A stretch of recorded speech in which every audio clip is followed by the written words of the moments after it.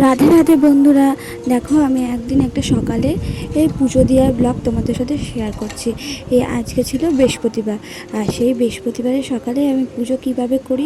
প্রত্যেক দিনই আমি নিত্য সেবা করি, আর এই গোপালটাকে আনার পর থেকে না আরও বেশি ভক্তি এসে গেছে ঠাকুর দেবতার প্রতি। আমি এমনিও খুব ভালোবাসি পুজো করতে, সবাই সেটা জানে। আমার বন্ধুরাও বলে যে তুই খুব মন দিয়ে ঠাকুর পুজো করতে পারিস, আমার বাড়ির লোকরাও বলে। তো গোপালকে তো আমি সকালবেলা উঠিয়ে স্নান করিয়ে দিলাম ভালো করে, তারপর প্যান্ট পরিয়ে দিলাম আর একটা জামা পরিয়ে দিলাম সবুজ কালারে। এই জামাটা আমার পছন্দ না খুব একটা, তবু কিনেছি, কী করবো, তাও পরালাম। তারপর মহাদেবকে স্নান করি। দেখো আমাদের গাছের ফুল এগুলো আমরা সব বসিয়েছি সব পুকুর পাড়ে। এই গাছগুলো তোমাদের আমি ব্লকে দেখিয়েছি।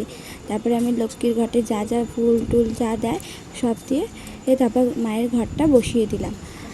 জানি সবাই বলবে সাদা লাল সাদা ফুল দিতে নেই মায়ের ঘাটে, তবুও আমি দিলাম, কারণ মা সব কিছুতেই খুশি হয়, ভক্তি করে দিলেই যাবে। তবে আমার গোপসোনাকে আমি ভালো করে সাজিয়ে দিলাম, আর একটা চন্দনের ফোঁটা দিলাম আর একটা তুলসী দিলাম। আমরা ফুল দিয়ে কী সুন্দর সাজিয়ে দিয়েছি। তারপরে আমরা প্রদীপ জ্বালিয়ে নিলাম। প্রদীপ জ্বালালে নাকি বলে ঘরে নাকি সুখ সমৃদ্ধি বাজার থাকে, তাই 3 বেলায় এই প্রদীপ জ্বালানো উচিত। আমি তো 3 বেলা পুজো দিই, তাই আমি বললাম তোমরা যখন যখন পুজো দাও জ্বালাবে। আর আমার ভিডিওটা ভালো লাগলে অবশ্যই তোমরা একটা করে লাইক কমেন্ট আর শেয়ার করে দেবে। চলো, আর আমার এখানেই টাটা শেষ করলাম।